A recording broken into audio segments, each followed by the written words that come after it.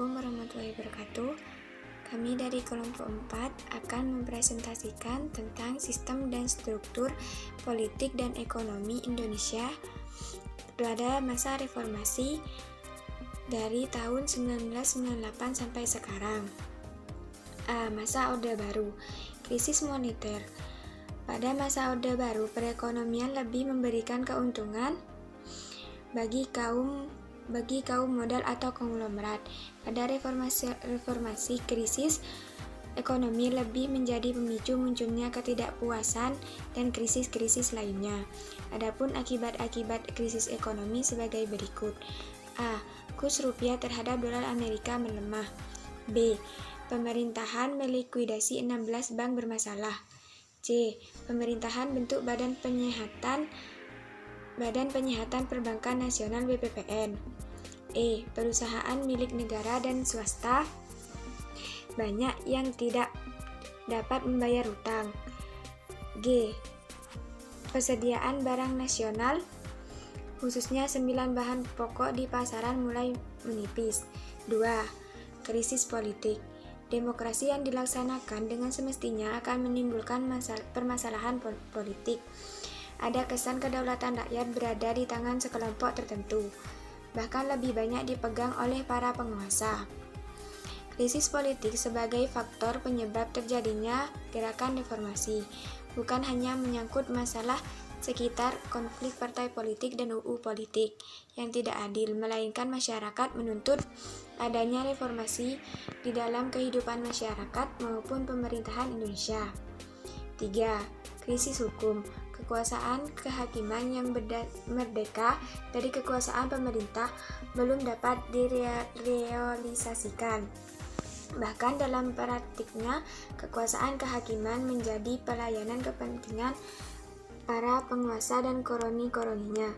Memang harus diakui bahwa sistem peradilan pada masa Orde Baru yang tidak dapat dijanjikan barometer untuk mewujudkan pemerintahan yang bersih dan bebas dari korupsi, kolusi, dan nepotisme KKN. 4. Tuntutan dan agenda reformasi. Gerakan reformasi tahun 1998 mempunyai 6 agenda, yaitu A. Suksesi kepemimpinan nasional. B. Amandemen UUD 1945. C. Pemberantasan KKN. D. Penghapusan duifungsi ABRI. E. Penegasan supremasi hukum. F. Pelaksanaan otonomi daerah. Perkembangan politik dan ekonomi. 1. Indonesia di bawah pemerintahan B.J. Habibie. Pada tanggal 21 Mei 1998, Presiden Soeharto menyerahkan kekuasaannya kepada Wakil Presiden yaitu B.J. Habibie. B.J. Habibie memegang kekuasaan kurang lebih 1 tahun 5 bulan.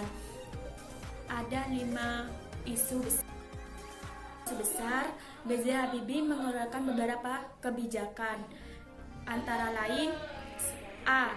Kebijakan perkembangan politik.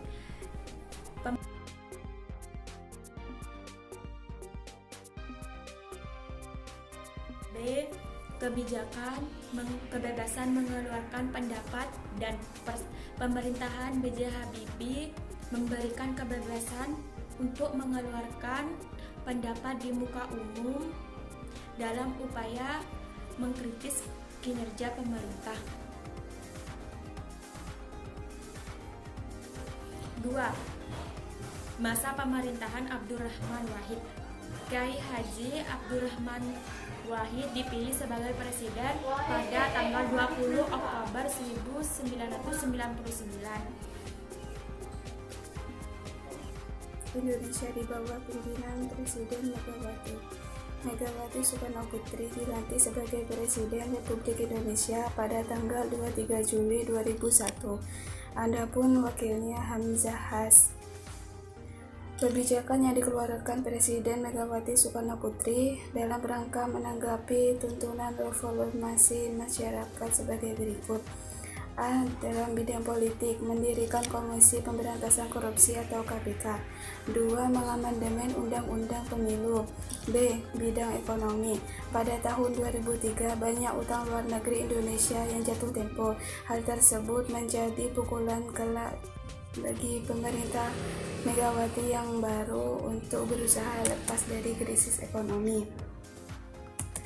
4. Masa pemerintahan Presiden Susilo Bambang Yudhoyono. Pada masa pemerintahan Presiden Susilo Bambang Yudhoyono terjadi banyak kemajuan di berbagai bidang. Hal ini dikarenakan kemajuan teknologi dan kebebasan untuk berpendapat. A. Masa pemerintahan Presiden Susilo Bambang Yudhoyono dan Wakil Presiden Yusuf Kala. Pada periode kepemimpinannya yang pertama, Susilo Bambang Yudhoyono membentuk Kabinet Indonesia Bersatu yang merupakan Kabinet Pemerintah Indonesia. Pimpinan Susilo Bambang Yudhoyono dan Wakil Presiden Muhammad Yusuf Kala. B. Masa pemerintahan Presiden Susilo Bambang Yudhoyono dan Wakil Presiden Budiono.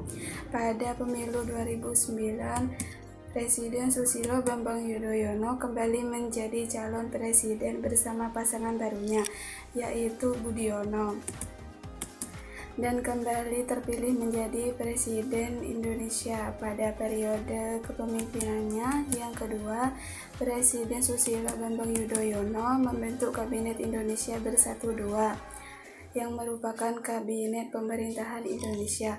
Kepemimpinan Susilo Bambang Yudhoyono dilihat dari berbagai aspek sebagai politik, ekonomi, sosial budaya, pertahanan, dan keamanan.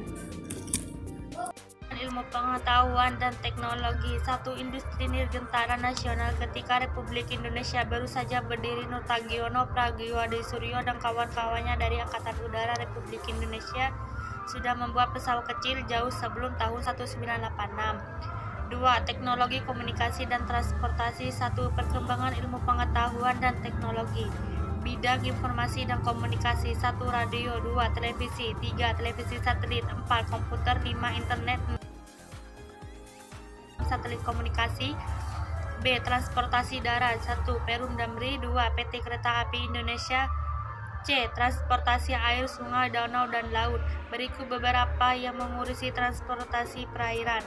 1. PT Pelayaran Nasional Indonesia. 2. PT Indonesia Ferry. 3. PT di Jakarta. 4. PT Pal Indonesia. D. Transportasi udara. 1. PT Garuda Indonesia. 2. PT Merpati Nusantara Airlines. Revolusi hijau. Revolusi hijau adalah suatu perubahan cara bercocok tanam dengan cara tradisional ke cara modern.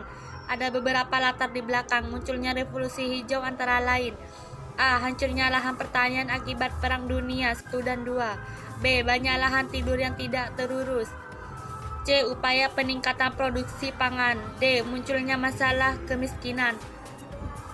Swasembada pangan atau beras yang digagas pemerintahan Orde Baru dilaksanakan dalam 5 hal. 1. Intensifikasi pertanian. 2. Ekstensifikasi pertanian. Diversifikasi pertanian. 4. Mekanisasi pertanian. 5. Rehabilitasi pertanian.